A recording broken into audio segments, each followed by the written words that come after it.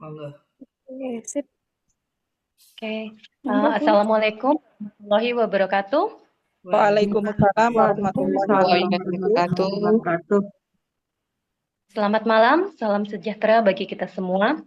Yang terhormat Ibu Dawam selaku Ketua Umum Priska TNCF, kemudian yang terhormat Ibu Slamet selaku Ketua Pengajian Priska TNCF, yang kami hormati Ustazah Umi Rolia selaku pembicara dalam acara pengajian malam hari ini, yang kami hormati seluruh ketua, ibu-ibu ketua masing-masing wilayah TNCF, dan tentunya yang kami banggakan ibu-ibu Periska, anggota Periska TNCF yang kami sayangi.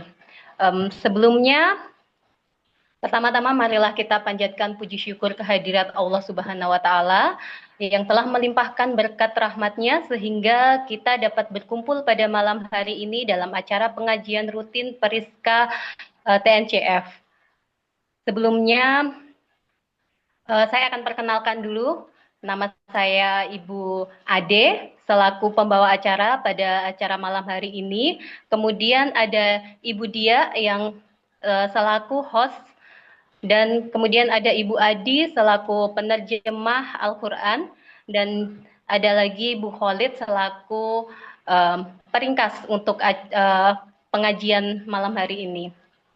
Selanjutnya, sebelum memulai acara pada malam hari ini, saya akan membacakan susunan acaranya terlebih dahulu, yaitu yang pertama pembukaan, yang kedua kajian oleh Ustazah Umi Rolia, yang ketiga sesi tanya jawab, yang keempat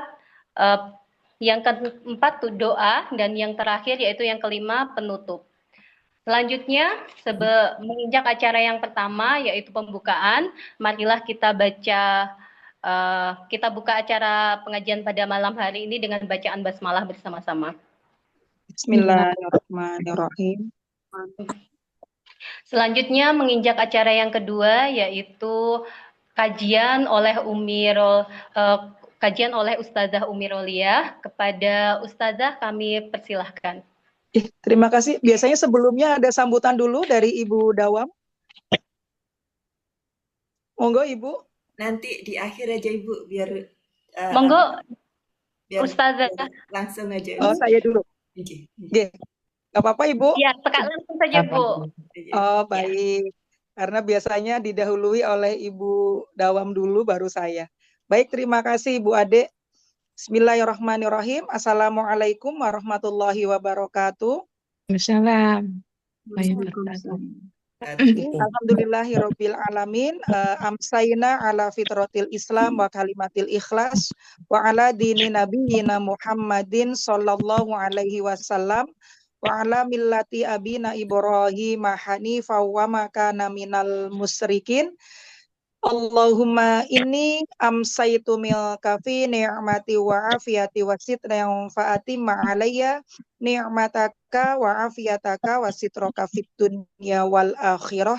Subhanaka la ilma lana illa ma'allamtana innaka antal alimul hakim. Rabbi srahli sodri wa yassirli amri wahlul uqdatam min lisani yafqahu qawli amma ba'du. Ibu-ibu yang insya Allah dimuliakan dan dirahmati oleh Allah, Ibu Dawam selaku Ketua Periska TNCF PT Jarum, Ibu Dia selaku Seksi Rohani, dan ibu-ibu semuanya tentunya yang tidak bisa saya sebutkan satu persatu, yang saya sayangi karena Allah. Alhamdulillahirabbil alamin. Puji syukur senantiasa kita haturkan kehadirat Allah Subhanahu wa Ta'ala yang telah memberikan banyak sekali kenikmatan kepada kita semua yang tentunya tidak bisa kita sebutkan dan kita hitung satu persatu.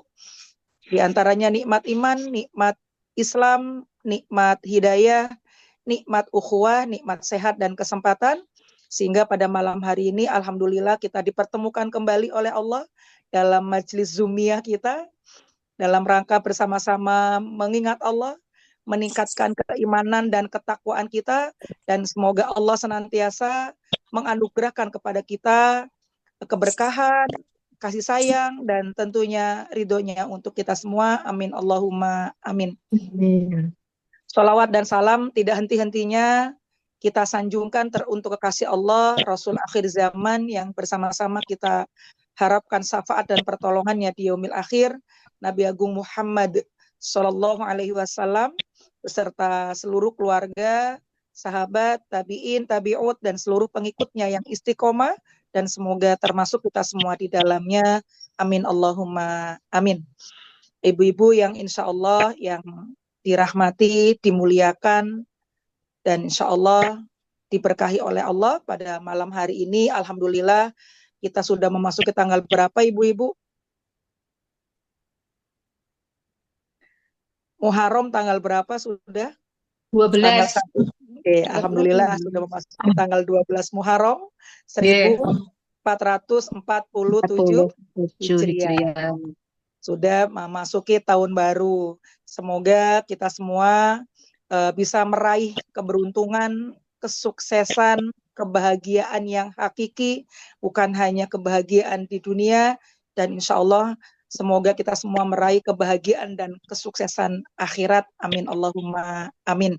Karena momennya tahun baru, maka mari bersama-sama kita meniatkan agar tahun ini menjadi tahun keberuntungan untuk kita semua.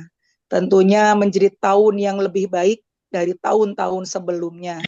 Dan kita semoga diberikan kemampuan oleh Allah untuk meraih kesuksesan, meraih keberuntungan dunia dan akhirat. Maka mari bersama-sama kita coba mempelajari bagaimana caranya agar kita menjadi orang-orang yang benar-benar meraih keberuntungan, bukan hanya keberuntungan dunia, tapi keberuntungan yang akan menghantarkan kepada keberuntungan dan kesuksesan akhirat.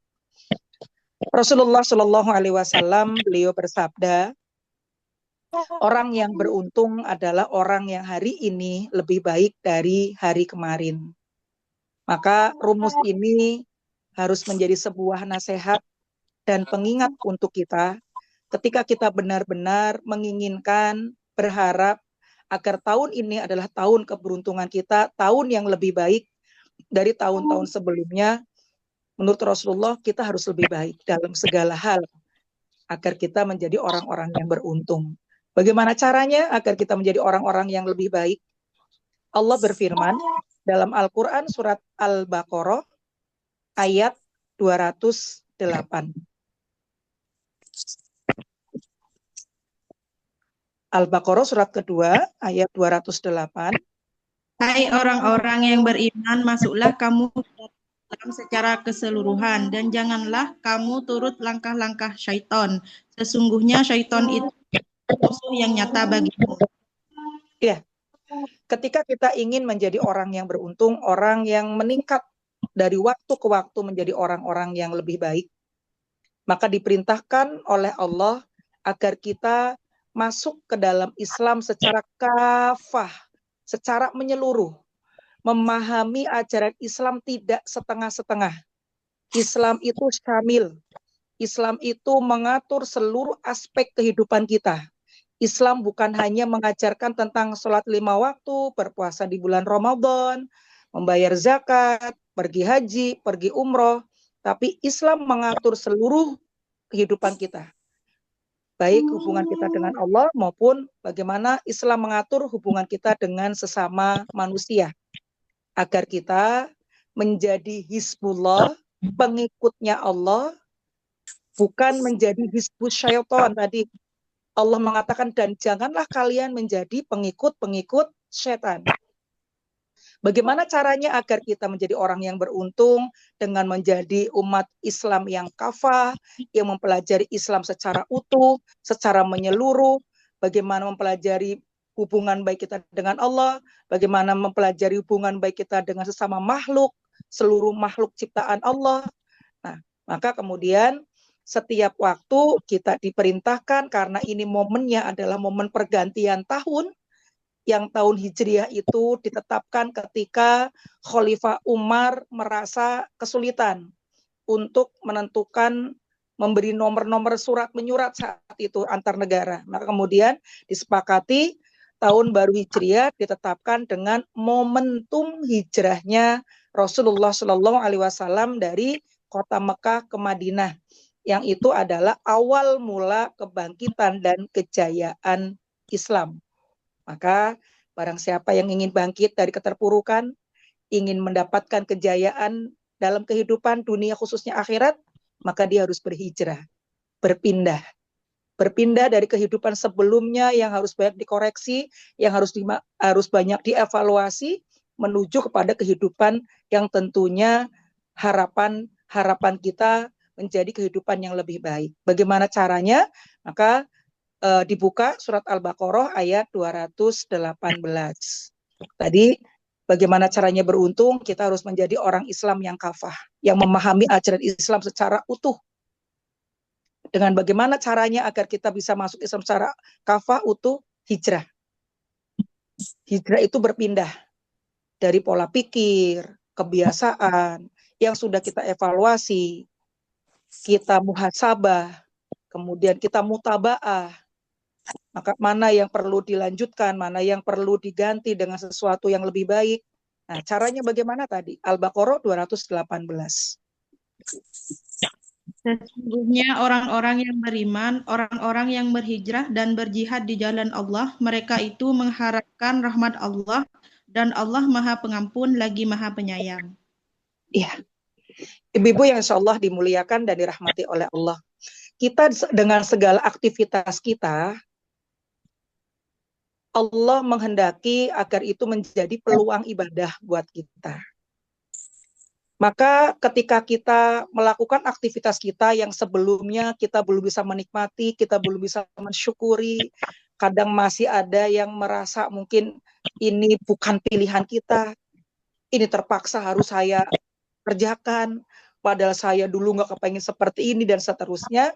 Maka ketika kita ingin berhijrah adalah memahami, memaknai bahwa setiap sesuatu yang kita terima, kita kerjakan, bukan sesuatu yang kebetulan. Karena sungguhnya Allah itu maha teliti atas segala sesuatu. Dan agar itu bernilai ibadah, menjadi berkah, dan menjadi sebuah keberuntungan untuk kita, yang membedakan nilainya dengan orang-orang yang tidak memahami, memaknai bahwa ibadah itu adalah semua aktivitas. Maka yang pertama, bagaimana kita berhijrah dari niat. Yang biasanya ketika kita melaksanakan aktivitas kita masih terbebani, masih merasa terpaksa, masih merasa bukan pilihan kita, dan seterusnya, kemudian dihijrahkan niatnya bahwa setiap sesuatu yang kemudian Allah berikan kesempatan kepada kita untuk melakukan, kita niatkan, kita kerjakan semata-mata karena Allah, agar Allah kemudian memberikan ridhonya kepada kita. Karena inti dari keberuntungan adalah ketika Allah ridho. Dan cara menggapai Allah ridho adalah kita ridho terlebih dahulu dengan setiap apa yang Allah izinkan terjadi, dan kita terima, kita kerjakan, ridho, yakin bahwa ini yang terbaik, maka akan mendatangkan keridhoan dari Allah Subhanahu wa Ta'ala.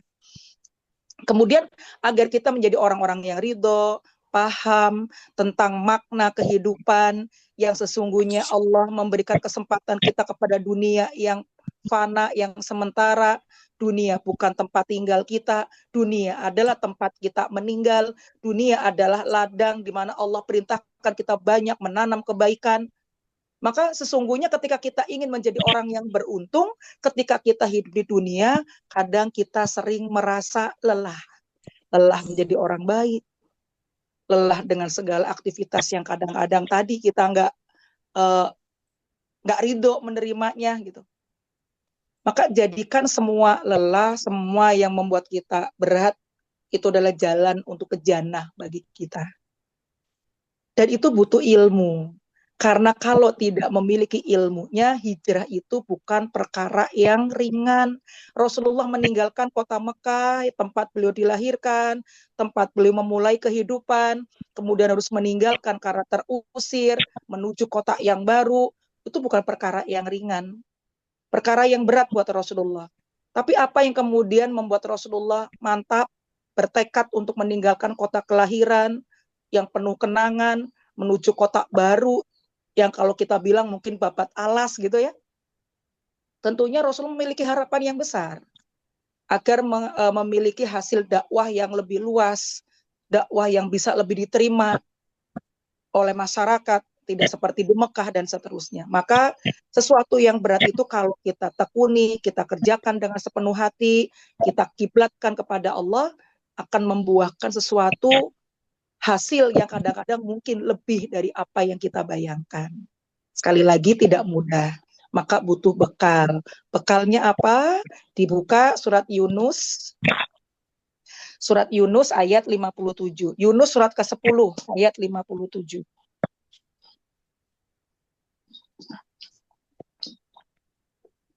Wahai manusia, sungguh telah datang kepadamu pelajaran Al-Quran dari Tuhanmu, menyembuh bagi penyakit yang ada di dalam dada, dan petunjuk serta rahmat bagi orang yang beriman. Ya, ibu-ibu yang insya Allah dimuliakan oleh Allah, di sini Allah memberikan bekal agar sesuatu yang kita rasa berat bisa menjadi lebih ringan. Tentunya dengan senjata yang harus kita miliki dan kita pergunakan. Bukan hanya kita miliki, tapi kita pergunakan dengan benar, bukan hanya dengan baik. Apa senjata kita? Al-Quran. Kenapa banyak manusia akhir zaman yang kita lihat fenomenanya? Sekalipun itu muslim gitu ya, banyak sekali fenomena-fenomena orang yang gampang berputus asa, mengakhiri hidup karena merasa tidak bisa melewati kesulitan-kesulitan hidupnya karena dia tidak menggunakan Al-Quran. Padahal Allah menyampaikan Al-Quran itu memiliki fungsi yang sangat luar biasa bagi kehidupan kita sebagai umat muslim. Yang pertama apa tadi dalam surat Yunus ayat 57? Al-Quran itu sebagai nasihat, wejangan yang setiap saat bisa kita dengarkan dari Allah Subhanahu wa Ta'ala melalui ayat-ayat yang kita baca. Yang kedua, Al-Quran berfungsi dalam kehidupan kita sebagai penyembuh, bukan hanya obat. Penyembuh dari segala penyakit, terutama penyakit jiwa. Karena yang sesungguhnya rentan sekali diderita oleh kita umat manusia, sebelum kemudian penyakit-penyakit medis, terlebih dahulu kita sudah terjangkit penyakit jiwa. Yang itu akan menimbulkan penyakit-penyakit medis yang lain. Dalam nama yang berbeda-beda, dengan stadium yang berbeda-beda gitu ya. Tapi menurut ulama itu diawali dari apa? Dari kesehatan jiwa kita, kesehatan mental. Maka kalau kita ingin mendapatkan nasihat yang akan menguatkan jiwa kita, menguatkan mental kita dalam menghadapi dinamika kehidupan yang pasti pasang surut, kadang senang, kadang susah, kadang sehat, kadang sakit, itu tidak bisa kita hindari. Itu pasti akan terjadi dalam kehidupan kita. Maka orang yang beruntung bukan orang yang sepanjang waktu nggak pernah sakit, nggak pernah susah, nggak pernah ketemu kesulitan, enggak. Orang yang beruntung adalah orang yang bisa mengendalikan dirinya, jiwanya, mentalnya tetap menjadi pengikutnya Allah, tidak menjadi pengikut-pengikut setan. Tadi di awal disampaikan oleh Allah, itu ketika dalam setiap keadaan dia tetap berpegang teguh kepada tali agama, dengan menguatkan dirinya banyak mendengarkan nasihat-nasihat dari Allah, yaitu dengan banyak membaca Al-Quran, sehingga Al-Quran akan masuk ke jiwa kita sebagai penenang, sebagai penangkal, sebagai penjaga, agar jiwa kita walaupun tetap ada kotoran-kotoran yang pasti berpotensi masuk, jiwa kita punya penangkalnya. Kemudian yang ketiga, fungsi Al-Quran sebagai apa? Sebagai petunjuk. Agar ketika kita senang, kita ditunjukkan bagaimana caranya kita mengekspresikan rasa senang kita, rasa bahagia kita, agar tidak membuat kita itu menjadi orang yang ujub, kemudian takabur, menjadi orang yang dilaknat oleh Allah karena merasa berhasil, merasa bangga dengan pencapaiannya, padahal tidaklah kita meraih sesuatu apapun kecuali karena pertolongan Allah. Nah, orang-orang yang tidak menggunakan pedoman Al-Quran sebagai petunjuk, dia akan tersesat. merasa ini perjuanganku, ini kerja kerasku. Maka dia menjadi orang-orang yang sombong, merendahkan orang lain, dan sebagainya.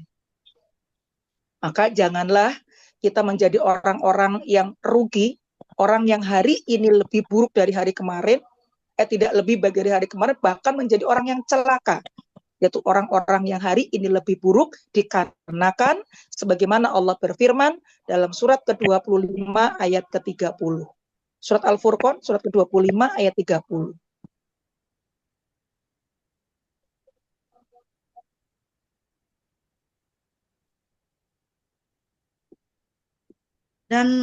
Dan Rasul berkata, ya Tuhanku, sesungguhnya kaumku telah menjadikan Al-Quran ini sesuatu yang diabaikan. Ya, sesungguhnya kaumku telah menjadikan Al-Quran ini diabaikan. Yang perlu kita pahami bahwa Allah menurunkan Al-Quran sebagai petunjuk, sebagai pedoman untuk kehidupan kita umat manusia. Tapi Rasulullah mengatakan, sebagian kaumku mengabaikan Al-Quran, tidak menjadikan Al-Quran sebagai pedoman, tidak menjadikan Al-Quran sebagai petunjuk. Maka banyak kaumnya Rasulullah SAW, walaupun dia Muslim, dia tidak paham arah kehidupannya mau kemana, nggak paham. Sehingga kemudian kita lihat fenomena Muharram misalnya, ya, itu akan terlihat perbedaan bagaimana mensikapi datangnya tahun baru Hijriah. Mohon maaf, ini harus disampaikan.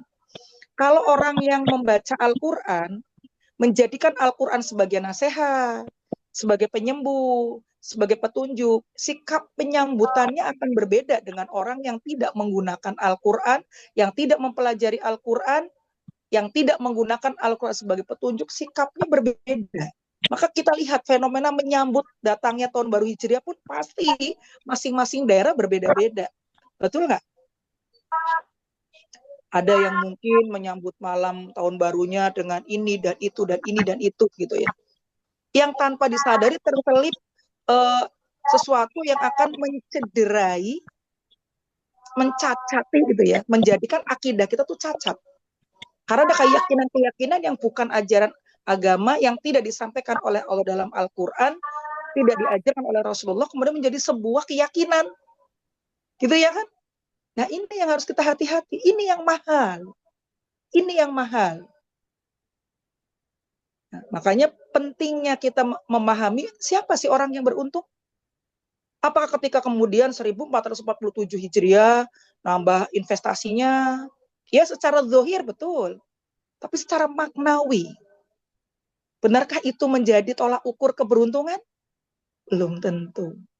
Ketika dia tidak menggunakan Al-Quran sebagai pedoman untuk mendapatkan apa yang dimiliki dan untuk membelanjakan apa yang dimiliki. Karena itu hanya ada di dalam Al-Quran. Maka Rasulullah SAW beliau bersabda, sesungguhnya Allah memiliki keluarga dari sebagian manusia. Allah memiliki keluarga dari sebagian manusia. Hanya sebagian saja. Yang diakui oleh Allah sebagai bagian dari keluarganya Allah. Kemudian sahabat bertanya, siapa mereka ya Rasulullah? Mereka adalah ahlul Quran. Orang-orang yang dipilih oleh Allah. Siapakah ahlul Quran? Yaitu umat muslim yang mengakui kitab sucinya Al-Quran, mempelajari, membacanya, mentadaburi, berusaha memahami isi kandungan Al-Quran, kemudian mengaplikasikan dalam kehidupan sehari-hari, lalu mengajarkan kepada orang lain, dan berusaha memahami isi Al-Quran untuk petunjuk kehidupannya. Ini ahlul Quran. Makanya kenapa sering kita temui kadang-kadang orang yang sudah tidak muda, masih mau bersusah payah, memperbaiki makhrajul huruf, bagaimana mengucapkan huruf A, mengucapkan huruf Do, mengucapkan huruf To, bagaimana huruf isti'la, huruf-huruf besar, huruf-huruf tebal, bagaimana cara membaca qalqalah. Ini kan luar biasa. Dan bisa jadi ahlul Quran itu yang mungkin baru belajar To, Ato, Ito, tapi dia sungguh-sungguh benar-benar ingin mengenal kitabnya ketika kemudian ternyata dia wafat ketika masih Do gitu. Semoga itu kemudian menjadi peluang agar ketika dibangkitkan oleh Allah sebagai ahlul Quran. Orang-orang yang benar-benar memang menjadikan Al-Quran sebagai petunjuk, sebagai pedoman. Bukan orang-orang yang dikatakan oleh Rasulullah mengabaikan Al-Quran. Ya. Jadi bagaimana beruntung menjadi umat Islam yang kafah, mempelajari Islam secara penuh, secara menyeluruh. Biar mudah mempelajari Islam secara menyeluruh, bagaimana tadi hijrah. Pertama hijrah niat. Bagaimana meniatkan setiap aktivitas kita karena Allah. Bagaimana caranya agar kita tahu untuk apa kita mengerjakan sesuatu karena Allah? Baca Al-Quran. Jadikan Al-Quran sebagai petunjuk. Hijrahnya karena Allah dan Rasul-Nya. Al-Quran semua sudah lengkap mencatat bagaimana agar kita menjadi orang-orang yang tidak salah jalan. Menggunakan map yang ada di dalam Al-Quran untuk menuju tujuan yang sesungguhnya, yaitu kita semua sedang berjalan menuju tempat keabadian, yaitu kampung akhirat. Yang berikutnya adalah bagaimana kita bersungguh-sungguh dalam beribadah atau mujahadah. Mujahadah itu akan menghantarkan kepada kesungguhan, menghadirkan sikap taqarrub ilallah, menghadirkan muraqabah, kita merasa diawasi oleh Allah, karena sesungguhnya Allah berfirman dalam Al-Quran surat 17, Al-Isra, ayat 36.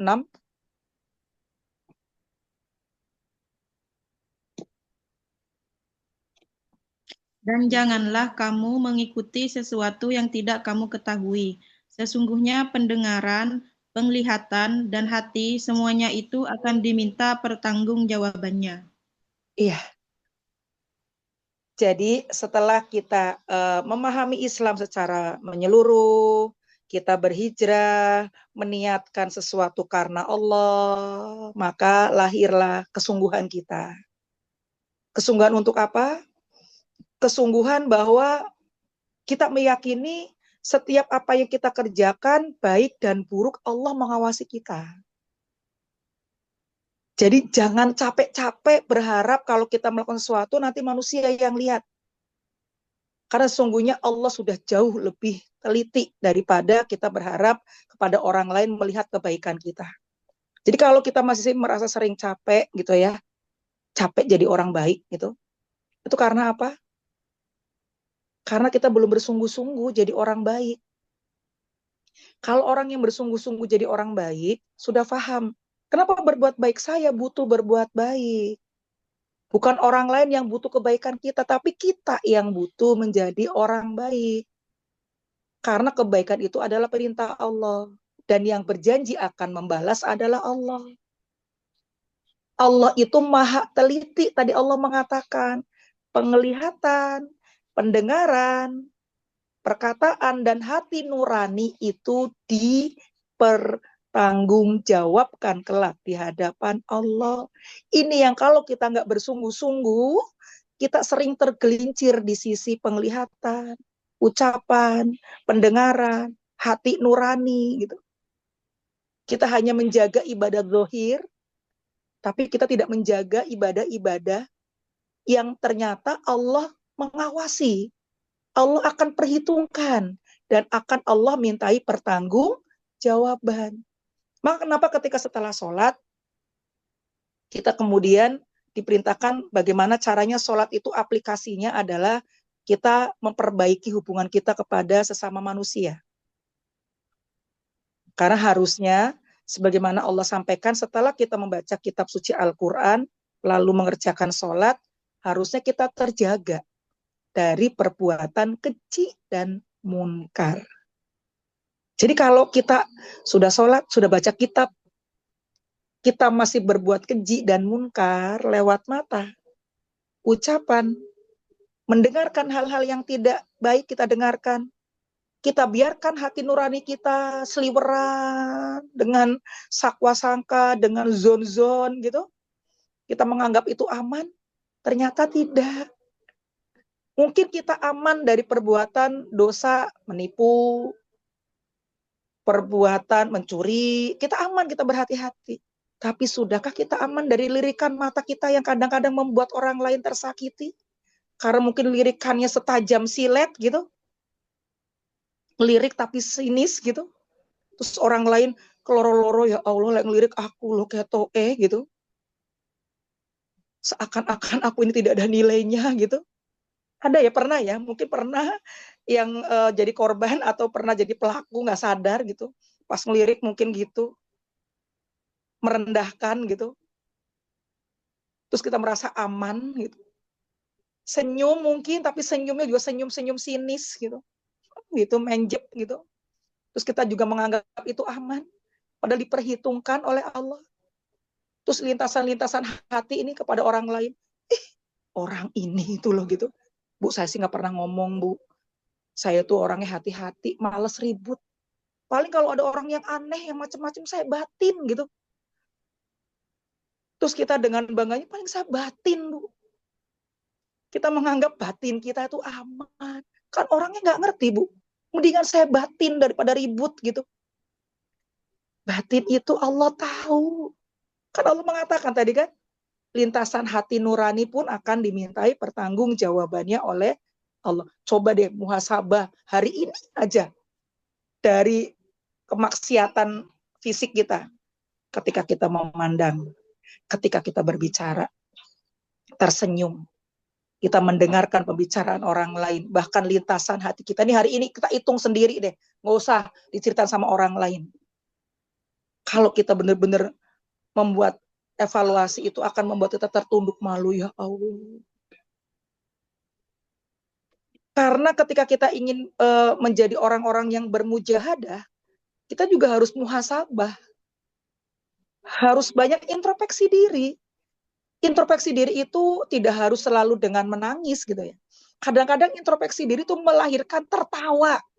Siapa yang kita tertawai? Orang lain? Bukan. Mentertawai diri kita sendiri. Ya Allah, oh, kemarin aku ternyata gitu ya, ya Allah. Astagfirullahaladzim. Kudunya gitu. Contoh ya, contoh muhasabah yang diajarkan oleh Umar bin Khattab. Umar kan sebelum mengikuti keimanan Rasulullah kan kafir ya. Yang disembah oleh Umar bin Khattab itu apa? Berhala. Berhala kan patung. Tapi kan Umar cerdas. Nah ini kalau berhala, saya pergi, terus saya butuh Tuhan. Padahal Tuhannya berhala susah dibawa-bawa. Nah kemudian kecerdasan Umar membuat tepung adonan roti yang dibuat seperti Tuhan. Tuhannya Umar saat itu. Berhala. Dibentuk tuh roti. Dikantongin sama Umar. Ketika Umar pergi, butuh Tuhan, dikeluarin dari kantongnya. Disembah itu adonan tepung rotinya yang dibuat seperti berhala, seperti Tuhannya. Ketika butuh Tuhan. Suatu saat Umar lapar, butuh makan, dimakan itu Tuhannya. Kan dari adonan roti. Saat itu Umar nggak menyadari kebodohannya. Setelah hijrah, masuk agama Islam, mengikuti keimanan Rasulullah, Umar bermuhasabah, mentertawa diri sendiri, ketawa geli. Ternyata aku bodoh banget ya kemarin. Lucu, astagfirullahaladzim. Kok aku nyembah roti ya? Udah gitu pas lapar tak makan gitu loh. Cobalah kita muhasabah hal-hal kecil. Kadang ya ibu-ibu kalau lagi pengen sesuatu, misalnya beli kue ulang tahun gitu ya. Itu kan udah hiasannya ini. Nggak boleh dong disentuh. Jangan kesenggol. Jangan ada yang nyenggol gitu. Sampai rumah diapain itu kue, Bu?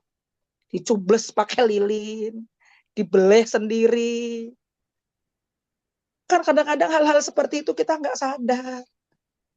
Jadi bisa jadi kesalahan-kesalahan lain yang kecil, yang terus-menerus kita kerjakan, kita nggak ngitung. Kita hanya nginget-nginget, saya nggak nipu orang, yang penting saya tuh hidupnya nggak pernah nipu orang, nggak pernah merugikan orang lain, gitu kan Bu? Yang dihitung itu kan. Tapi coba hitung berapa kali ngelirik orang tuh dengan nada yang tidak suka. Berapa kali mesem tapi sinis. Berapa kali kita biarkan hati kita tuh membuat orang, alah kok yang ngono wae gitu. Kadar ngono, sombong gitu misalnya gitu ya Bu. Itu nggak kehitung. Dan kita menganggap, nggak apa-apa, nggak masalah, orangnya nggak tahu. Itu diakumulasi. Tidaklah dosa besar terbentuk Karena dosa-dosa kecil yang terus-menerus. Artinya apa? Keberuntungan itu adalah dari diri kita ketika kita benar-benar ingin memperbaiki kualitas kita di hadapan Allah, bukan di hadapan manusia. Kita ingin memperbaiki nilai kita di hadapan Allah, bukan di hadapan manusia. Kalau nilai kita tinggi di hadapan Allah, maka Allah akan buat tinggi nilai kita di hadapan manusia. Caranya bagaimana orang-orang yang beruntung? Tawadu. Seperti apa tawadu? Buka surat Al-Furqan 63. Surat 25, 63. Dan hamba-hamba Tuhan yang Maha Pengasih itu adalah orang-orang yang berjalan di bumi dengan rendah hati, dan apabila orang-orang jahil menyapa mereka, mereka mengucapkan salam.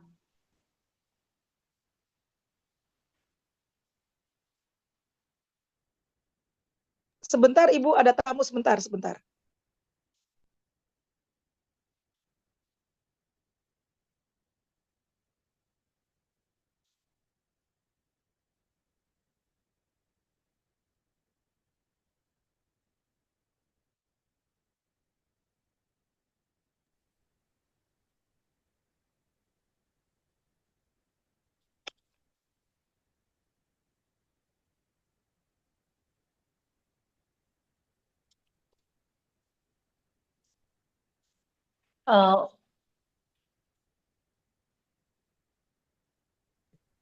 Siap. Silahkan, Lanjut. Bu. Ya, silahkan dilanjut, Bu. Bu Adi, udah dibaca tadi? Ya. Mau diulang, Bu? Ya, diulang lagi, boleh. Dan hamba-hamba Tuhan yang Maha Pengasih itu adalah orang yang berjalan di bumi dengan rendah hati. Dan apabila orang-orang jahil menyapa mereka, mereka mengucapkan salam. Ya. Di sini adalah ketika kita ingin menjadi orang yang beruntung, tidak menghapus pahala amal kita sendiri, yaitu menjadi orang-orang yang tawadu. Orang-orang yang merendahkan hati, bukan merendahkan diri. Merendahkan diri dalam Islam dilarang, nggak boleh. Tapi diperintahkan untuk merendahkan hati. Terutama merendahkan hati di hadapan Allah, maka kita akan mampu merendahkan hati di hadapan seluruh makhluk ciptaan Allah. Ya, tadi kalau dikatakan orang yang tawadu, orang yang berjalan di muka bumi, sekalipun bertemu dengan seseorang yang perkataannya tidak ngenakin, nyakitin, dia tidak menanggapi. Dia tetap tenang. Karena dia tahu menjadi ahlul jannah itu tidak mudah. Menjadi orang yang beruntung itu tidak mudah. Dalam perniagaan saja kalau kita mau dapat laba yang banyak itu aja butuh perjuangan yang luar biasa. Butuh hitung-hitungan yang jelimet biar benar-benar menguntungkan. Terus tijaroh, jual beli dengan Allah, jual beli termahal itu dengan Allah, kita tidak punya modal, kita tidak punya bekal. Ya, maka kalau mau beruntung, hitung-hitungannya adalah rendahkan diri serendah-rendahnya di hadapan Allah, maka Allah akan meninggikan derajat kita. Dengan cara apa? Dengan cara menjadi orang-orang yang berjalan di muka bumi, yaitu memuliakan semua makhluk ciptaan Allah. Sekalipun kita sering diuji oleh Allah, bertemu dengan orang-orang yang menguji kesabaran kita, baik di dalam rumah maupun di luar rumah, kita diminta oleh Allah tetap menjadi orang yang tenang. Karena kita tahu tadi sudah dibekalin dengan sering membaca Al-Quran itu jiwa kita dijaga. Jadi kalau kita minum obat itu sudah dicegah, merutinkan mentreatment hati kita, mencegah dari segala macam penyakit. Jadi ketika datang penyakit itu harusnya ke orang lain itu membuat tumbang, kita tetap sakit tapi tetap bisa berdiri. Tetap tenang, tetap menjadi orang yang penyayang, tetap menjadi orang yang menjaga ucapannya, tetap santun, dan menjadi orang-orang yang tetap menjaga silaturahim, sekalipun dengan orang-orang yang menyakiti, dan menjadi orang yang selalu berusaha memudahkan urusan orang lain, dan tidak mempersulit urusan orang lain. Jadi kalau melihat ketemu orang lain, siapapun itu, katakan orang ini pasti lebih baik dari kita. Orang, kalaupun kemudian kita sebenarnya kenal orang tersebut dengan segala kekurangannya, kita diperintahkan oleh Rasulullah dan para ulama untuk mencari kelebihannya, kebaikannya, walaupun selobang jarum. Cari kebaikannya, cari alasan untuk bisa mengingat kebaikannya. Jangan pernah melihat orang lain dari sisi buruknya. Karena kita pun pasti tidak suka kalau dinilai buruk oleh orang lain. Inilah manisnya iman. Ya, kemudian yang berikutnya setelah samil, Islam secara samil, berhijrah, mujahadah dengan bermuhasabah gitu ya. Maka yang terakhir adalah istiqomah. Orang yang beruntung adalah orang-orang yang istiqomah. Ketika dia berusaha menjadi orang baik, diuji dengan ujian-ujian yang akan menguji kebaikannya, dia tetap meneguhkan hati. Maka akan dihilangkan rasa takutnya oleh Allah. Dibuka surat Fusilat ayat 30 sampai 32.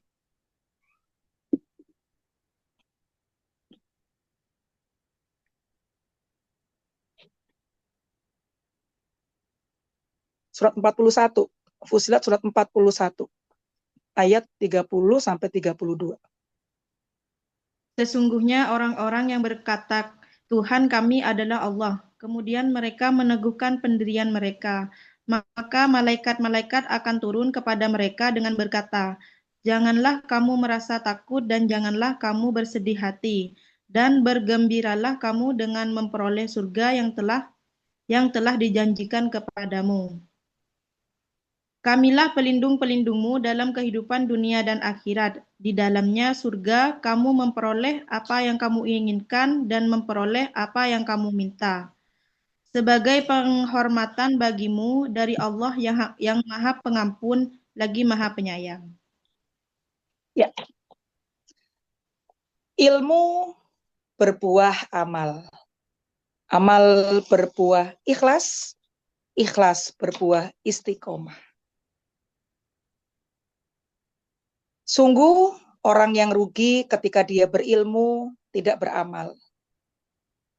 Sungguh rugi orang yang beramal tapi tidak ikhlas.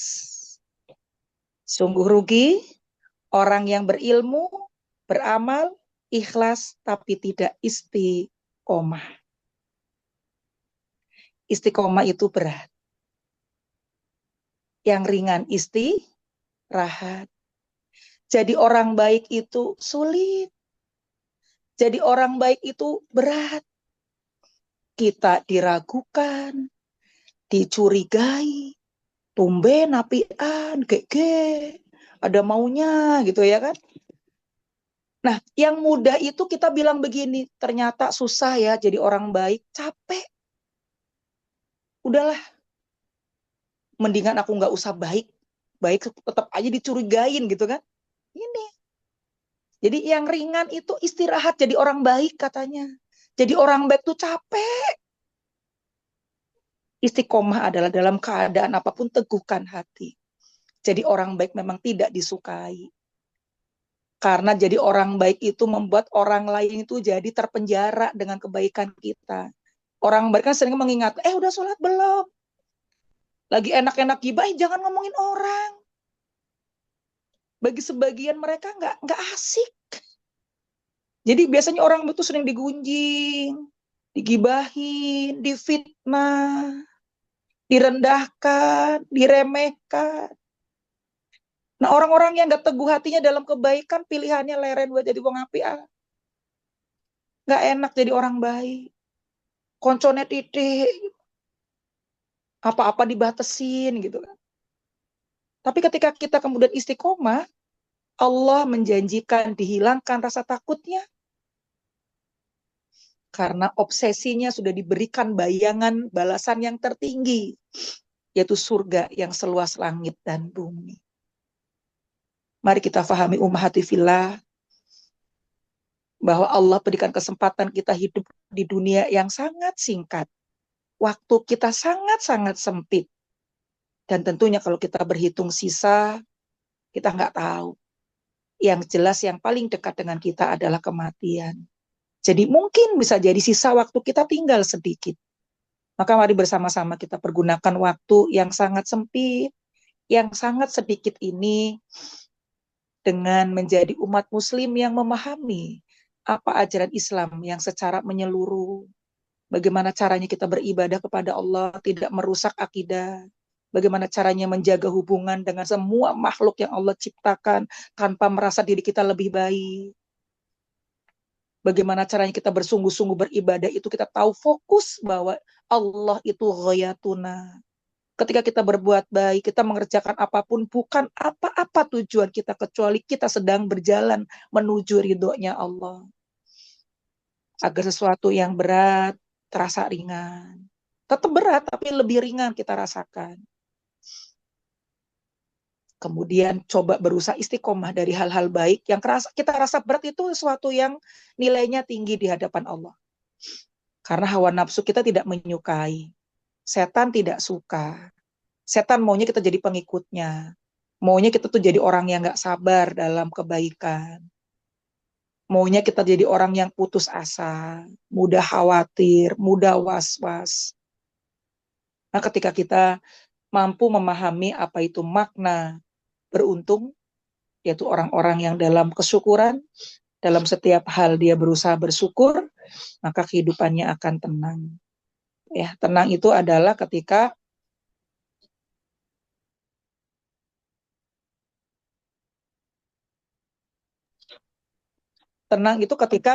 di hati kita dipenuhi dengan banyak mengingat Allah. Cara terbaik mengingat Allah adalah tadi, memenuhi hati kita dengan ayat-ayat suci Al-Quran. Agar ketenangan itu tertanam kuat dalam diri kita, dalam jiwa kita, maka segala penyakit jiwa yang berpotensi ada menjangkit kepada diri kita, bisa kita minimalisir, bisa kita cegah ya dengan tadi ya sudah meminum obatnya terlebih dahulu. Penyakit jiwa itu macam-macam gitu ya, marah, hasad, ghil, tidak suka dengan kebaikan orang lain dan seterusnya. Semoga 1447 Hijriah menjadi tahun yang benar-benar kita bisa memaknai apa itu hidup. Ya. Hidup itu bukan untuk mati, tapi hidup untuk yang maha hidup. Yaitu kita taat pada perintahnya dan meninggalkan segala bentuk larangannya. Mati bukan akhir dari kehidupan, tapi menjadi awal kehidupan yang panjang. Ya kita aja kalau cuma mau kemana gitu, siap-siapnya luar biasa yang bakalan pulang. Nah, kalau kita mau mengadakan perjalanan yang kita sudah dikasih tahu nggak bakal pulang kan, harusnya sudah persiapannya sudah lebih matang ya, dibanding ketika kita mau piknik yang cuma beberapa waktu, itu berbulan-bulan tuh prepare-nya, rapat ini, rapat itu, bagi-bagi bawa ini, bagi-bagi bawa itu gitu. Yang kalaupun kemudian ternyata bekalnya kurang, bisa kita perbaiki untuk piknik berikutnya gitu. Ada nggak sih orang yang pergi ke akhirat balik lagi cerita-cerita ternyata bekalnya kurang, tambahin ini, tambahin itu? Nggak ada. Ya, mari berbekal. Sebaik-baiknya bekal adalah takwa. Semoga kita bisa menjadi pribadi-pribadi yang menguatkan, terutama untuk diri kita. Kalau kita kuat, insya Allah kita akan bisa menguatkan orang lain. Kalau kita baik, insya Allah bisa membaikkan orang lain. Kalau Allah memberi petunjuk kepada kita, kita kuat di dalam petunjuk itu, maka petunjuk itu akan menjadi petunjuk bagi orang lain untuk mendapatkan petunjuk seperti kita mendapatkan petunjuk.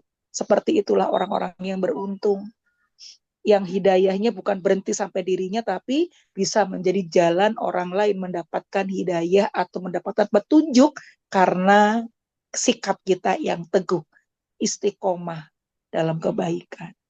Gitu ya, semoga bermanfaat. Fastabiqul khairat, tetap bersemangat. Semoga kita menjadi bagian dari kesuksesan yang akan kita raih, kita wujudkan bersama keluarga, bukan hanya meraih kebahagiaan dunia, dan semoga Allah berikan kebahagiaan yang sesungguhnya, yaitu dibersamakan bersama keluarga kita di surga yang sama. Amin Allahumma amin. Wa afu minkum. Assalamualaikum warahmatullahi wabarakatuh. Waalaikumsalam warahmatullahi wabarakatuh.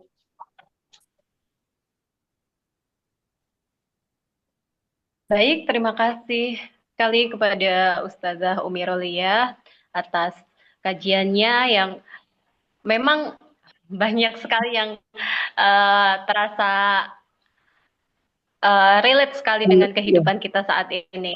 iya. Dengan apa yang disampaikan Ustazah Umi Rolia tadi, yaitu bagaimana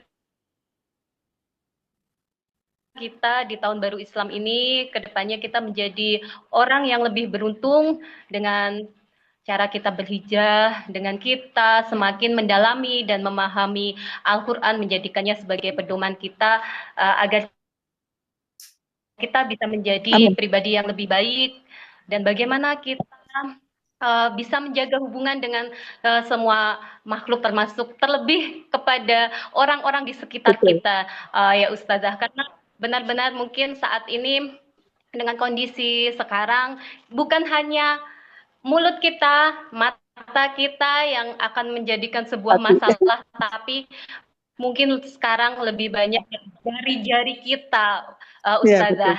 Banyak Iya, orang betul. mengetik dengan asal, dan yang itu Iya, bisa kita tidak mengenal orang, tapi kita berkomentar di media sosial yang akhirnya itu menimbulkan kegaduhan. dosa Iya, bagi kita, karena iya, mungkin itu di zaman sekarang memang kita harus sangat berhati-hati. Kita sudah sulit berdamai dengan diri sendiri, berdamai iya. dengan keadaan, dan kita juga harus berdamai dengan orang-orang di sekitar kita. Iya. Untuk selanjutnya, sesi tanya jawab, saya persilahkan kepada ibu-ibu sekalian yang ingin bertanya atau sekedar curhat, mungkin Ustazah ada solusi yang bisa diberikan Iya, kepada sebagai ibu-ibu di sini. Monggo, boleh, kami boleh. persilahkan. Monggo ibu-ibu. Monggo di unmute Silahkan. semua ibu-ibu.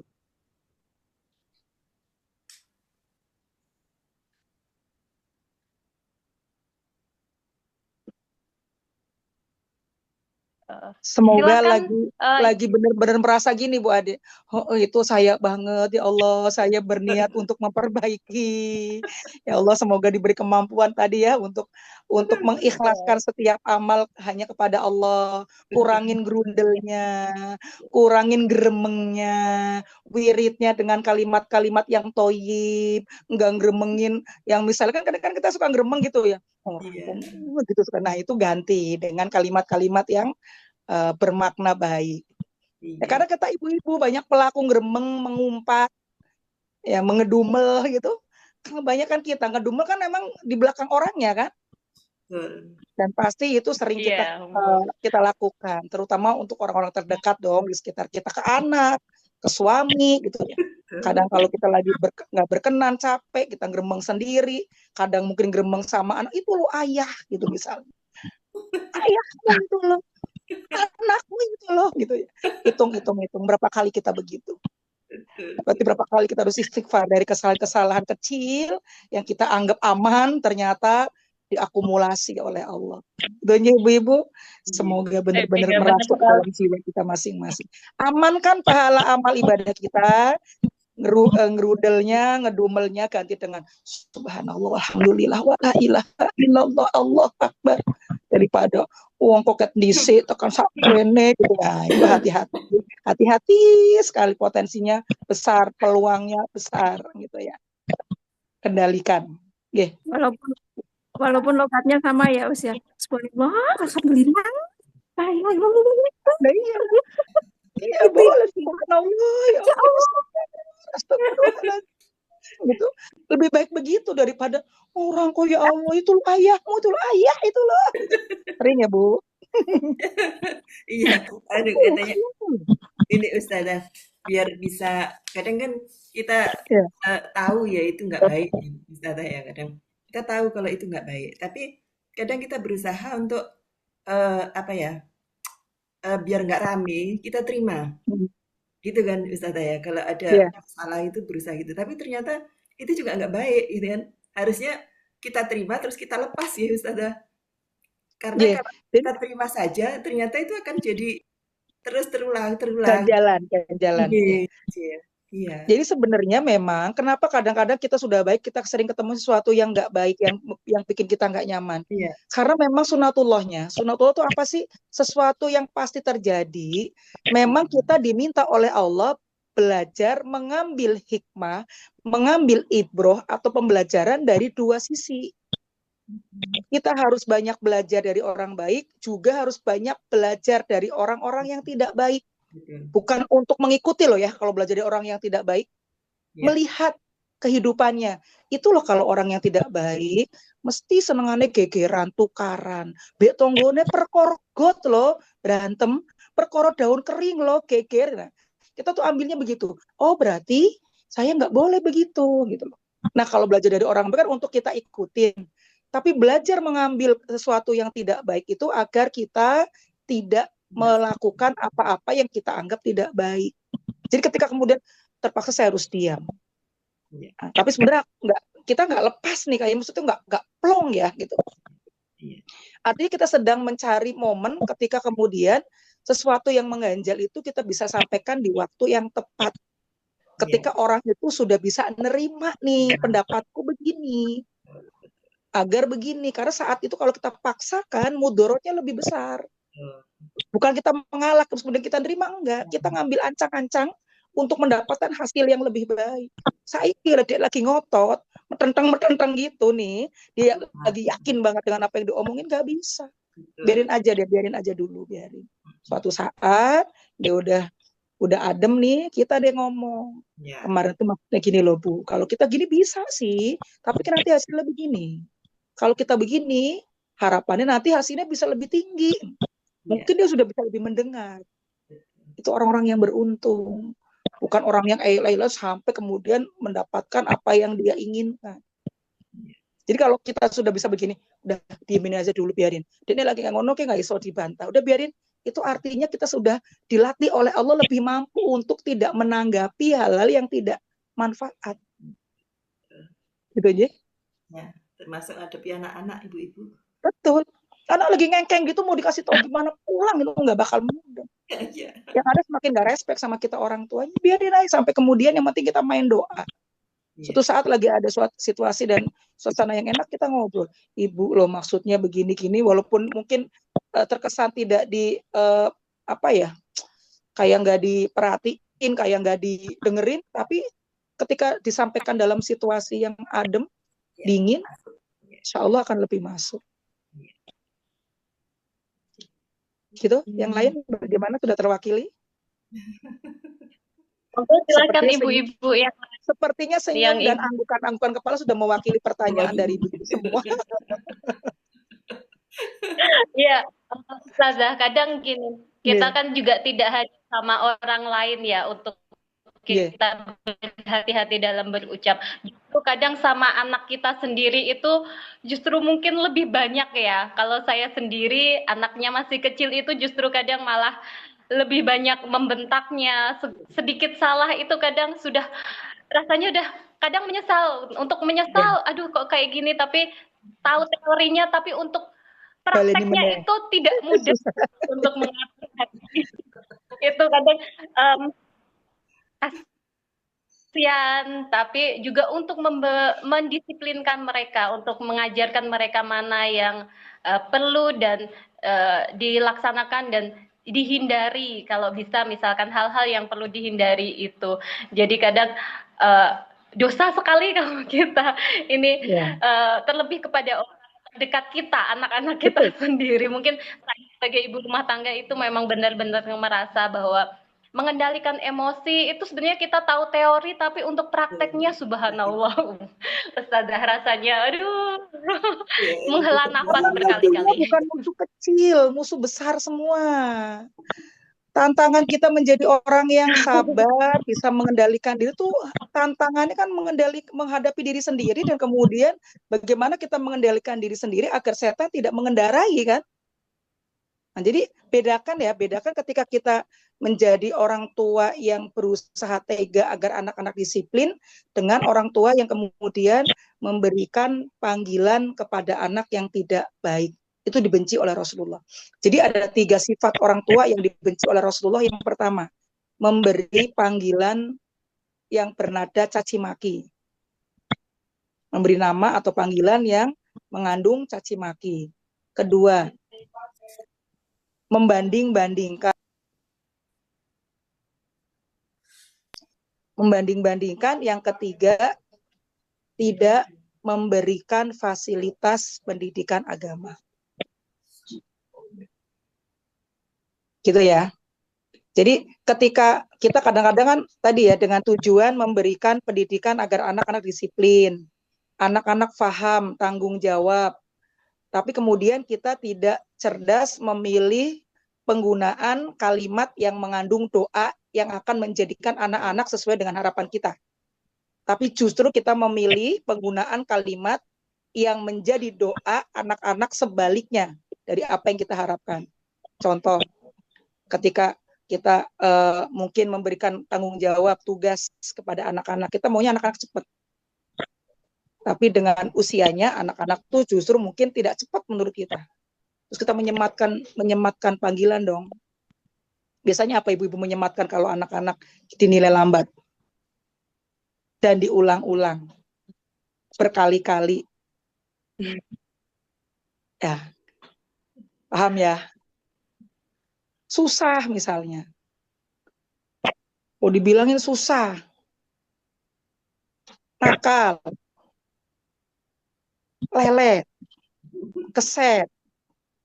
Males. Berarti kita kan pengennya, ayo dong jangan malas. Kan bisa dong gitu ya. Karena semua ucapan bernilai doa. Boleh, nggak boleh marah? Boleh marah. Kan pernah saya sampaikan, ibunya Imam Sudes itu ketika marah, ngomel. Tapi yang keluar itu perkataan yang mengandung doa yang luar biasa. Semoga kelak engkau dewasa menjadi salah satu imam besar di Masjidil Haram. Silakan marah ibu gitu ya. Saya sih belajar telat ya, tapi semoga Allah melihat kesungguhan saya sebagai orang tua ingin memperbaiki perkataan, ucapan gitu ya, walaupun tidak ada kata terlambat. Selama kita masih diberikan usia oleh Allah, tidak ada kata terlambat. Jangan membanding-bandingkan. Membanding-bandingkan, saya tuh pernah dikritisi sama anak saya. Ternyata nggak harus lihat kakak, lihat adik, enggak. Saya justru mendapat belajar membanding-bandingkan itu dari anak saya yang ketiga, ketika kakaknya itu sering saya ceritakan dengan rasa penuh bangga gitu ya. Dua kakaknya sering saya ceritain dengan keberhasilannya, dengan mungkin nilainya, kakaknya yang ini, yang itu. Saya lupa, karena saya menganggap belum ada bekal, bahan yang saya buat ceritain anak saya yang ketiga gitu loh. Karena kan waktu itu kakaknya sudah besar, dia masih SMP, dan menurut saya belum ada prestasi yang bisa saya ceritain gitu loh. Tiba-tiba waktu acara istighosah kelas 3 SMP, dia bilang ke saya, bilang gini, Umi tuh sukanya membanding-bandingkan anaknya. Katanya. Kapan ya saya banding-bandingin ya? Perasaan enggak gitu. Ternyata itu, saya sering menceritakan prestasi kakak-kakaknya, saya nggak ceritain dia. Ternyata itu melukai perasaan anak saya. Jadi sekecil apapun anak-anak kita punya kelebihan. Dan itu harus diapresiasi. Ya kamu pintar. Adik pintar ini, kakak pintar ini. Gitu, misalnya gitu. Ya, nanti Allah pasti akan ini ya, akan menegur kita dengan caranya Allah. Dan semoga setiap teguran itu kita sadar. Menjadikan kita untuk memperbaiki diri. Anak-anak yang kita anggap bukan orang lain, itu orang lain ya, karena mereka di luar diri kita. Semua yang di luar diri kita itu orang lain, bukan diri kita. Jadi anak-anak itu kan lepas perasaannya, nggak nempel di kita. Anak-anak punya hati, punya rasa sendiri. Gitu. Dan justru itu kita harus banyak istighfar di sisi itu. Seberapa sering kita katain anak kita, ya mesti nakal, mesti bikin ibu begini. Dan kepada siapa harus sering kita minta maaf? Kepada mereka. Kita capeknya karena apa? Keselnya yang bisa dilampiaskan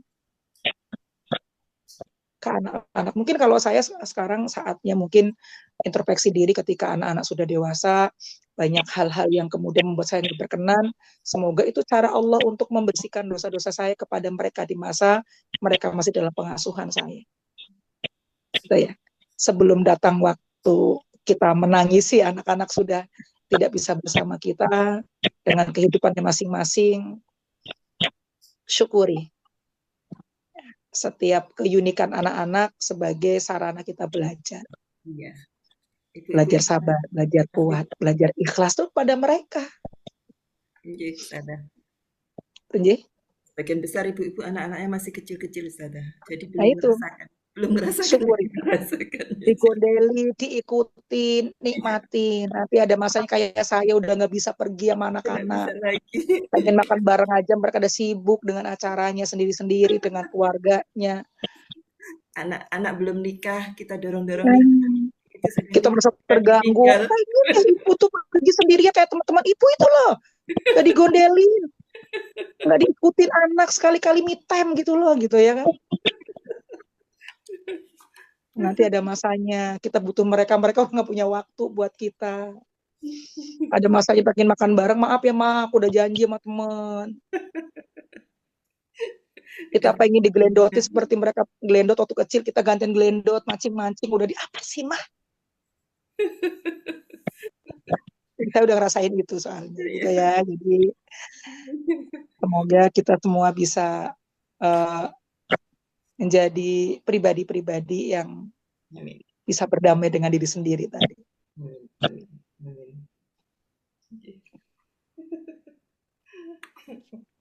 Ya, benar sekali Ustazah. Kita tidak hanya berdamai dengan diri sendiri, juga masih banyak lingkungan sekitar dan dengan keluarga kita, orang-orang terdekat kita, kita harus bisa berdamai untuk bisa menjadi pribadi yang lebih baik lagi. Bisa mensyukuri keberadaan mereka sebagai wasilah, sarana kita belajar lebih baik.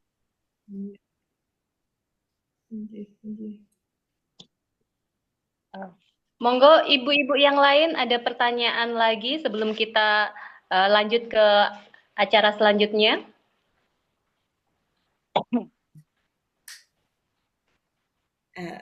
Halo Bu Adi, mungkin bingung mau nanya apa ya, karena sebenarnya disampaikan Ustazah tadi, jadi sebenarnya kita semua ya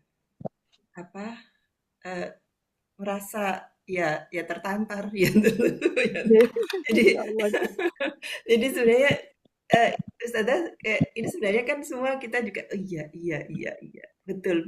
Cuman memang kita perlu sentuhan-sentuhan seperti ini. Betul. Ya. Kita perlu, ya, karena kalau nggak tersentuh kita kadang lupa.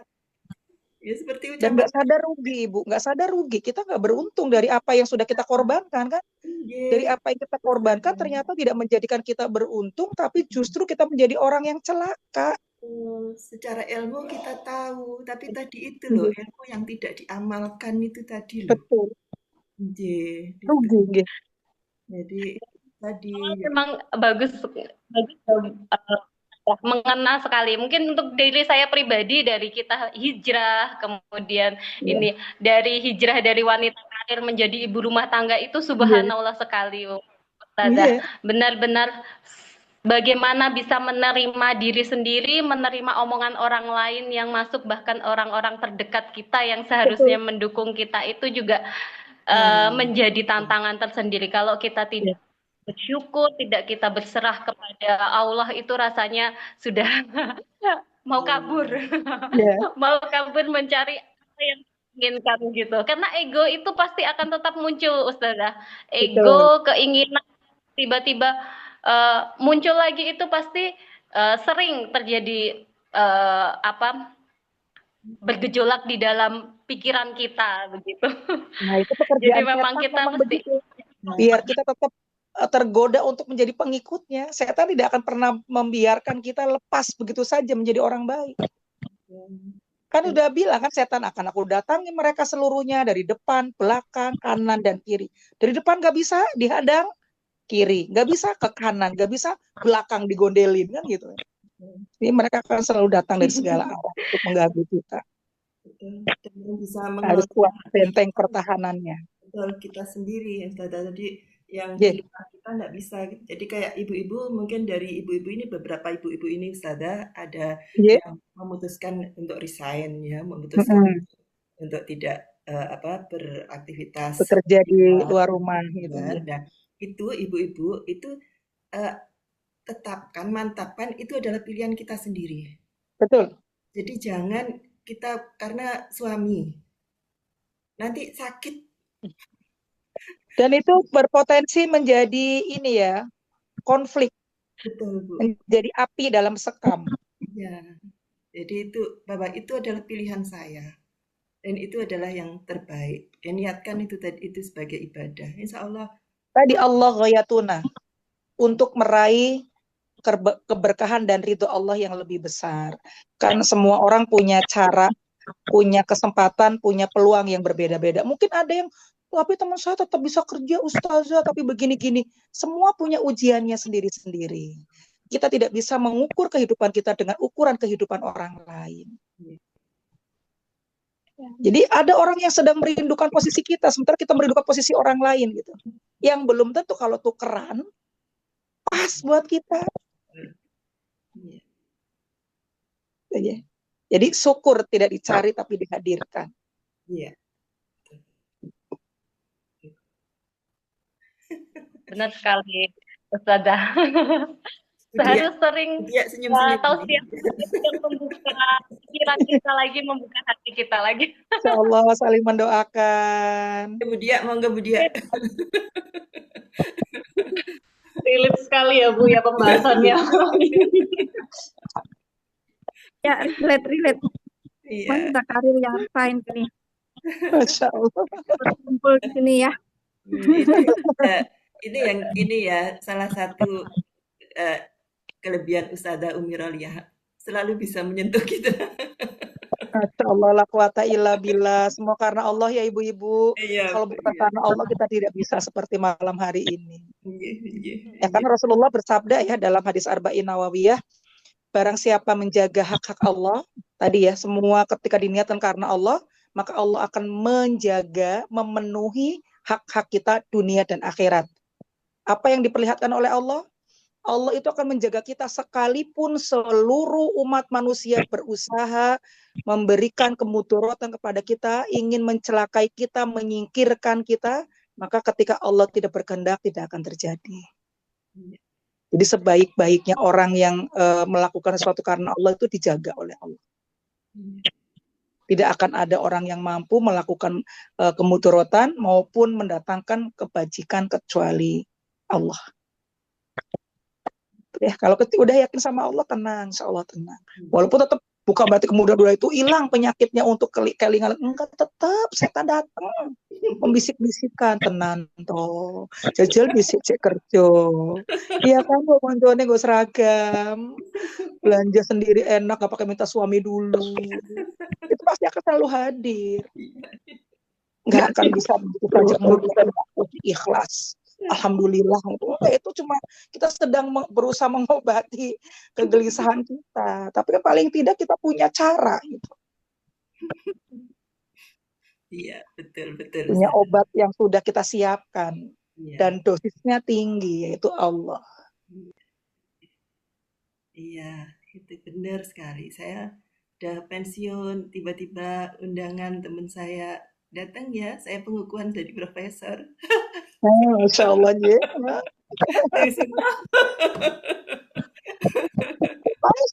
Pasti akan dihadirkan hal-hal seperti itu untuk menguji keikhlasan kita. Betul. Tingkat takwa yang tertinggi apa? Mukhlis. Ikhlas. Jadi melepaskan semua bukan untuk suami, bukan untuk anak-anak, demi anak-anak salah. Demi kita sendiri, tahu nggak ibu-ibu? Jadi jangan salah bilang resign demi anak-anak. Nanti kalau lagi kesel, anak-anak sasaran. Karena kita menganggap kamu loh biangnya. Kalau bukan karena anak-anak, mama loh, gitu kan? Kita yang butuh itu karena apa? Kita jadi orang tua punya kewajiban. Maka sampaikan saya resign, pilihan saya sendiri. Tadi Bu Dawa menyampaikan, untuk apa ya Allah? Untuk bisa mempertanggungjawabkan amanah yang sudah Engkau berikan kepadaku. Aku yang butuh ini. Aku yang butuh waktu lebih lama. Bukan anak-anak yang butuh kita. Kita yang butuh waktu itu untuk menunaikan kewajiban kita kepada mereka. Jadi nanti rasa marah, kecewa, galau akan lama-lama akan terkikis. Tapi kalau kita bilang, saya bela-belain resign loh, demi membantu suami biar anak-anak keurus. Nanti kalau kita pas lagi capek, mungkin lihat teman kita yang naik jabatan, yang kehidupannya lebih mapan dengan karirnya, kita ngeliat suami jengkel. Lihat anak berulah sedikit, gitu loh. Kita nggak ada dapat keuntungan dari pengorbanan kita untuk bisa lepas dari ketidaknyamanan itu. Iya. Gitu ya. Kita yang butuh, Iya. bukan orang lain yang butuh. Balik lagi kita harus berpegang teguh pada Al-Quran ya Ustazah ya. Betul. Bahwa Betul. memang semua kembali kepada Allah Ta'ala. Ya, kita kurang dekat dengan kitab kita. Berarti harus banyak tarik nafas panjang. Ternyata yang menyesakkan dada kita bukan orang lain, tapi perasaan kita sendiri. Yang kita belum bisa mensyukuri setiap momen. Yang belum bisa menjaga hubungan yang intens dengan Allah. Perbaiki sisi itu. Maka Allah akan perbaiki semua sisinya.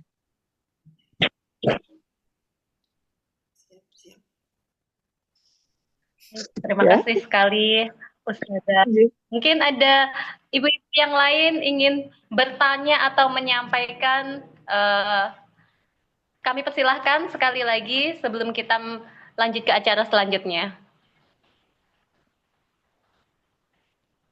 Sudah sepertinya. Sudah cukup ya ibu-ibu ya. Selanjutnya ya untuk acara selanjutnya yaitu doa. Kami mohon bantuannya kepada Ustazah untuk memimpin doa dan kami juga mohon tambahan doa untuk bapak-bapak untuk mempersiapkan panen tembakau tahun ini agar bisa berjalan dengan lancar, diberi kesehatan karena banyak sekali yang sering tumbang Ustazah di masa-masa panen seperti ini. Jadi mohon doanya, bantuan untuk tambahan doanya kepada Ustazah. Kepada Ustazah Umi Rolia kami persilahkan. Bismillah, Masya Allah ya. Semoga bapak-bapak diberikan kekuatan oleh Allah untuk menjemputkan rizki yang toyib, yang halal, yang berkah untuk anak istrinya, keluarganya, dan semoga setiap tetes keringatnya dinilai ibadah oleh Allah, diberikan balasan pahala yang mengalir hingga hari kiamat. Amin Allahumma amin. Diberikan kesehatan, bisa menunaikan tugas dan kewajibannya dengan baik, maksimal. Setiap kerjanya diniatkan karena Allah. Semoga setiap lelahnya berbuah berkah. Amin Allahumma amin. A'udzubillahi minasyaitonirrajim. Bismillahirrahmanirrahim. Alhamdulillahirabbil alamin, hamdas syakirin, hamdan na'imin, hamdan yuafi ni'amahu wa yukafi'u mazida. Ya Rabbana lakal hamdu kama yanbaghi li jalali wajhika wa 'azimi sultanik. Allahumma shalli ala sayyidina Muhammad wa ala ali sayyidina Muhammad. Bismillahilladzi la yadurru ma'asmihi shay'un fil ardi wala fis sama wa huwas samiul alim. Allahumma inna na'udzubika min an nusrika bika shay'an na'lamu wa nastaghfiruka lima la na'lamu. Allahumma inna a'udzubika minal hammi wal hazan wa a'udzubika minal ajzi wal kasal wa a'udzubika minal jubni wal bukhl wa a'udzubika min ghalabatit taini wa qahrir rijal. Allahumma afini fi badanihi, Allahumma afini fi sam'ihi, Allahumma afini fi basarihi, Allahumma afini fi qalbihi. Allahumma rabbana la tu'akhidna in nasina aw akhtana, Rabbana wa la tahmil alaina isran kama hamaltahu 'alal ladzina min qablina. Rabbana wa la tuhammilna ma la taqata lana bih wa'fu anna waghfir lana warhamna anta maulana fansurna 'alal qaumil kafirin. Allahumma rabbana zalamna anfusana wa illam taghfir lana wa tarhamna lanakunanna minal khasirin. Amin. Allahumma rabbana min azwajina wa dzurriyyatina qurrata a'yuni waj'alna lil muttaqina imama. Allahumma la tad'lana dzamban illa ghafartah wala hamman illa farajtah wala tainan illa qadaitah wala hajatan min hawaijid dunya wal akhirah illa qadaitaha ya arhamar rahimin. Rabbana atina fid dunya hasanah wa fil akhirati hasanah wa qina adzabannar wa adkhilna jannata ma'al abrar ya aziz ya ghafar ya rabbal alamin. Subhana rabbika rabbil izzati amma yasifun wassalamun alal mursalin walhamdulillahi rabbil alamin. Amin amin ya rabbal alamin. Terima kasih banyak kepada Ustazah yang telah memberikan doa terbaik untuk kita semua. Sebelum kita menginjak acara selanjutnya yaitu penutupan, mungkin ada sepatah dua patah dulu dari Ibu Dawam untuk kegiatan kita saat ini atau masukan lagi untuk kita semua. Kepada Ibu Dawam kami persilahkan. Terima kasih Bu Ade. Assalamualaikum warahmatullahi wabarakatuh, Ibu-ibu. Waalaikumsalam warahmatullahi wabarakatuh. Alhamdulillah, puji syukur kita panjatkan pada Allah, acara hari ini bisa berjalan dengan baik. Ya, jadi alhamdulillah. Harus kena peniti, Wak, yang Safi ya kena peniti. Apa Bu Latif? Masuk suaranya. Lanjut. Jadi banyak sekali ya, selalu banyak ilmu yang kita dapatkan ya. Jadi untuk acara pengajian kita ini ya, jadi alhamdulillah apa yang telah disampaikan oleh Ustazah Umi Roliah ini selalu relate dengan kita, alhamdulillah. Jadi kita bisa dipertemukan dengan beliau, jadi memang ini yang kita inginkan. Jadi ada kajian-kajian yang yang sangat relate dengan kehidupan kita sebagai ibu-ibu ya, sebagai ibu maupun baik yang berkarir maupun yang ibu rumah tangga ini sangat sangat bagus untuk kita ya. Jadi itu tadi, jadi seperti yang saya sampaikan tadi, ilmunya mungkin kita sudah tahu, tapi kita perlu untuk disentuh, untuk diingatkan hal-hal seperti ini. Iya, jadi tanpa diingatkan kita lupa hal yang kecil-kecil tadi itu loh, yang kalau yang besar-besar tadi kayak yang curi apa itu udah kita sudah lulus insya Allah. Tapi yang kecil-kecil, yang kecil-kecil itu yang memang dan itu tidak terasa, kita sangat tidak terasa. Jadi kalau tidak ada sentuhan diingatkan ini, makanya ibu-ibu saya berharap ya bisa ikuti, ayo kita terus untuk jadi mengkaji Al-Quran, itu bukan hanya membaca ya Bu, yang membaca iya, tapi juga perlu mengkaji yang hikmahnya ini yang bisa kita ambil kita untuk kehidupan kita sehari-hari. Mudah-mudahan kegiatan ini bisa terus berlangsung, jadi kita paling tidak sudah ada sentilan-sentilan yang mengingatkan kita, karena tanpa itu kita bisa melenceng, jalan kita bisa melenceng. Tapi kalau ada diingatkan, oh balik lagi, sadar, oh iya ya, walaupun mungkin berapa hari lupa lagi ya Bu. Jadi bisa kita ambil. Jadi tapi kalau kita seperti ini terus, insya Allah banyak jalan ya Bu, banyak cara kita dapatkan itu. Kayak sekarang itu kayak di YouTube apa itu kan algoritmanya kita ya. Jadi akan mana kita suka itu akan muncul. Yeah, betul.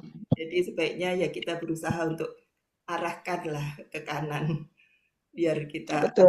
kita ke sana. Ya, jadi ini salah satu upaya kita. Mudah-mudahan ini ada manfaatnya dan diberikan nilai ibadah dari Allah Subhanahu wa taala. Amin. Itu saja Bu Ade, terima kasih ibu-ibu yang menyempatkan waktunya untuk bisa hadir terus di acara ini. Terima kasih. Assalamualaikum warahmatullahi wabarakatuh. Waalaikumsalam warahmatullahi wabarakatuh. Terima kasih Bu Dawam atas masukannya dan mengingatkan kita kembali untuk tetap aktif karena ini pengajian ini insya Allah sangat bermanfaat bagi kita sendiri. Akhirnya kita sampai pada akhir acara yaitu penutupan. Mari kita tutup acara pengajian pada hari ini dengan bacaan hamdalah bersama-sama. Alhamdulillahirabbil alamin. Baiklah, terima kasih kepada Ustazah Umi Rolia yang selalu meluangkan waktunya untuk memberikan kajian kepada kami, memberi pencerahan lagi kepada kami, berbagi ilmu kepada ibu-ibu Periska, dan semoga apa yang disampaikan Ustazah dapat bermanfaat bagi kami semua, dapat menjadikan diri kami menjadi lebih baik, dan semoga menjadi amalan bagi Ustazah Umi Rolia. Amin, amin ya robbal alamin.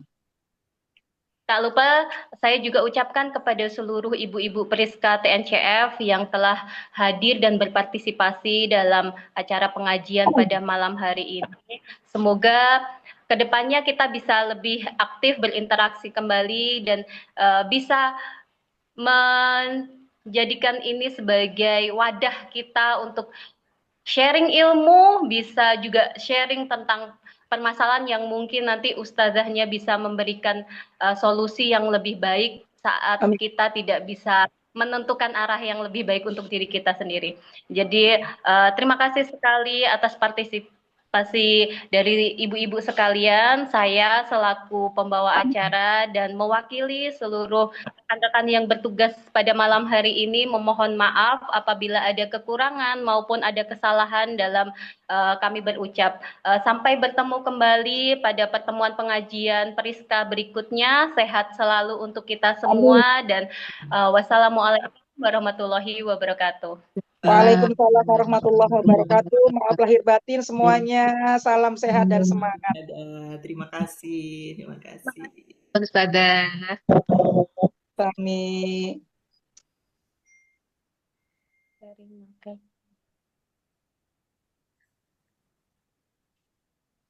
Kiri recordnya, Bu.